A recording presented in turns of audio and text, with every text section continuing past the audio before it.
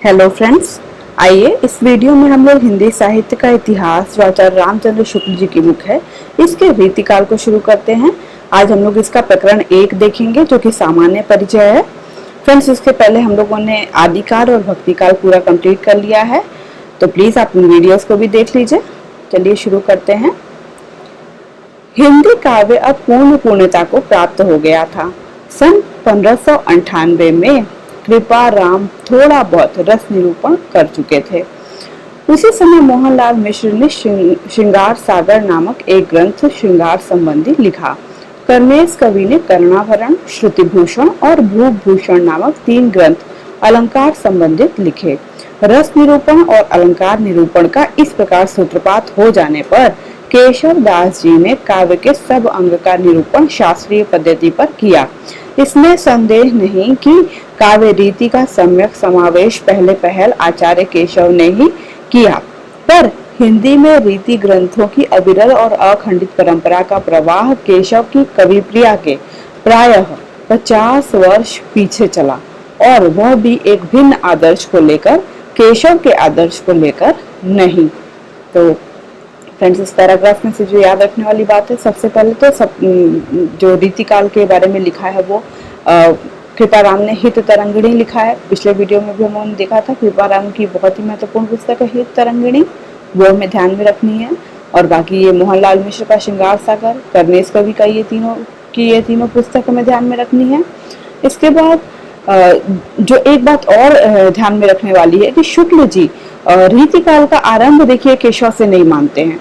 उनका वो सीधे से ये बात बता रहे हैं कि जो उनकी केशव की कविप्रिया पुस्तक है इसके 50 वर्ष के बाद एक दूसरे आदर्श को लेकर के, ठीक है, केशव के आदर्श को लेकर के नहीं, एक दूसरे आदर्श को लेकर के रीति ग्रंथों की अविरल और अखंडित परंपरा का प्रवाह हुआ। ठीक है, तो ये बात बिल्कुल ध्यान में रखने वाली है।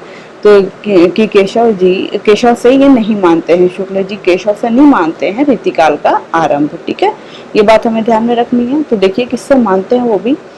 हिंदी रीति ग्रंथों की परंपरा चिंतामणि त्रिपाठी से चली, अतः रीतिकाल का आरंभ उन्हीं से मानना चाहिए। तो ये लाइन महत्वपूर्ण एग्जाम में आ भी चुकी है।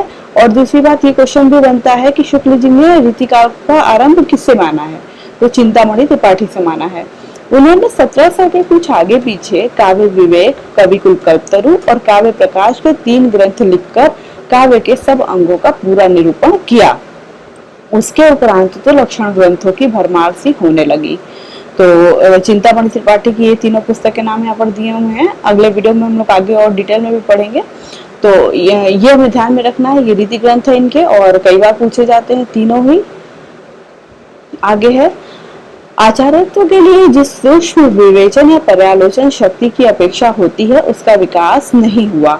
कवि लोग एक ही दोहे में अपर्याप्त लक्षण देकर अपने कवि कर्म में प्रवृत्त हो जाते थे। काव्य अंगों का विस्तृत विवेचन, तर्क द्वारा खंडन मंडन, नए नए सिद्धांतों का प्रतिपादन आदि कुछ भी नहीं हुआ।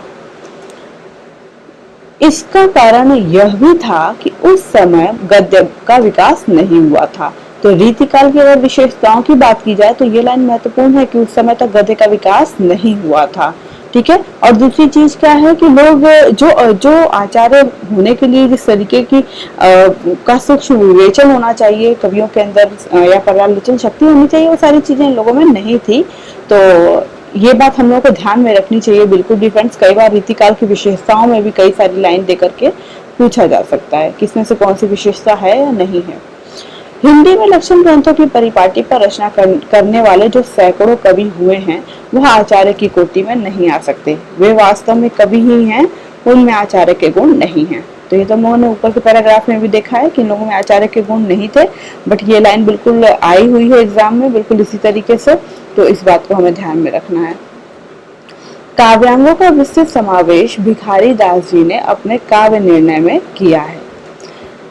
संस्कृत साहित्य में जैसे अलंकारवाद, रीतिवाद, रसवाद, ध्वनिवाद, वक्रोक्तिवाद इत्यादि अनेक वाद पाए जाते हैं, वैसे वादों के लिए हिंदी के रीति क्षेत्र में रास्ता ही नहीं निकला।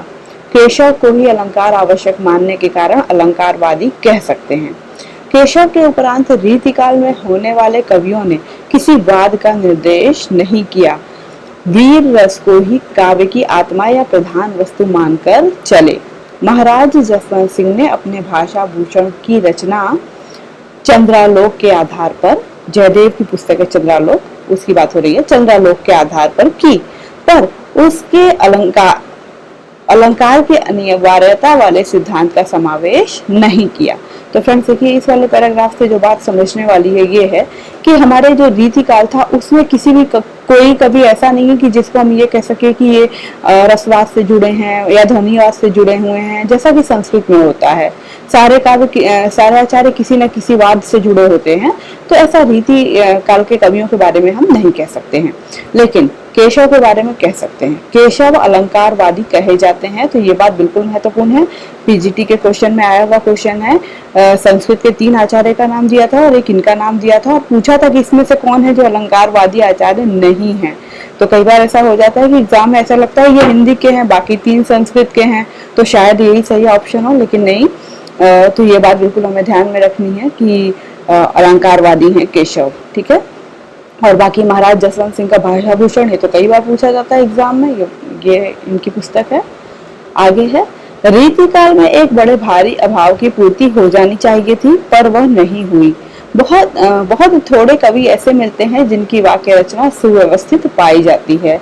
भूषण अच्छे कवि थे, जिस रस को उन्होंने लिया उसका पूरा आवेश उनमें था, पर भाषा उनकी अनेक स्थलों पर सदोष है।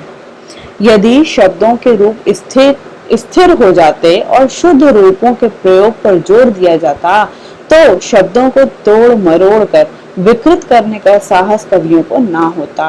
पर इस प्रकार की कोई व्यवस्था नहीं हुई, जिससे भाषा में बहुत गड़बड़ी बनी रही। तो फ्रेंड्स, ये लाइन महत्वपूर्ण है। इस तरीके से भी ध्यान रखने वाली बात है कि अगर सिर्फ ये लाइन देकर के पूछ दिया जाए कि ये किस काल के कवि के बारे में बात कर रहे हैं यहाँ पर, तो ये रीतिकाल के कवियों के बारे में बात हो रही है। आगे है, रीति ग्रंथों का विकास अधिकतर अवध में हुआ, अतः इस काल में काव्य की ब्रज भाषा में अवधि के प्रयोग और अधिक मिले, ठीक है। तो इसका मतलब है उस समय काव्य की कौन सी भाषा थी? ब्रज भाषा थी, और उस ब्रज भाषा में अवधि के बहुत ज्यादा प्रयोग मिलते थे। दास जी ने अपने काव्य निर्णय में काव्य भाषा पर भी कुछ दृष्टिपात किया है। तो ये बात ध्यान में रखनी है कि रीतिकाल में किसने अपनी पुस्तक में काव्य की भाषा पर विचार किया है, तो वो भिखारी दास जी ने अपनी पुस्तक काव्य निर्णय में ये काम किया है, भाषा पर विचार किया है। रीतिकाल के कवियों के प्रिय छंद कवित्व और सवैये ही रहे। कवित्व तो श्रृंगार और वीर दोनों रसों के लिए समान रूप से उपयुक्त माना गया था।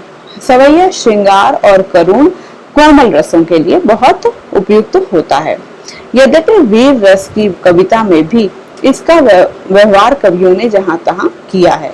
वास्तव में श्रृंगार और वीर, इन्हीं 2 रसों की कविता इस काल में हुई। प्रधानता श्रृंगार की ही रही। इससे इस काल को रस के विचार से कोई श्रृंगार काल कहे तो कह सकता है। तो फ्रेंड्स, ये लास्ट वाली लाइन देखिए महत्वपूर्ण है कि रीतिकाल में किस तरीके के काव्य की रचना हुई है। तो मेन यहाँ पर श्रृंगार और वीर रस, इन्हीं दोनों रसों को लेकर के ज्यादा रचनाएं हुई हैं, और उसमें भी प्रधानता श्रृंगार की रही है।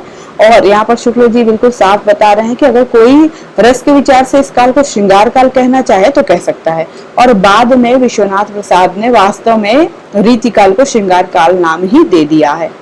तो फ्रेंड्स, यहाँ पर हमारा ये प्रकरण समाप्त हो जाता है। बहुत ही छोटा सा प्रकरण था, और चूंकि शुरू करना है रीतिकाल, तो उसके लिए महत्वपूर्ण है कि हम लोग एक बार इसके सामान्य परिचय को देख लें, और अगले वीडियो में हम लोग डिटेल में सारी चीजों को पढ़ेंगे। जितने भी इसमें कवि हैं उनको उनकी अच्छी तरीके से उनको पढ़ेंगे। सुनने के लिए धन्यवाद।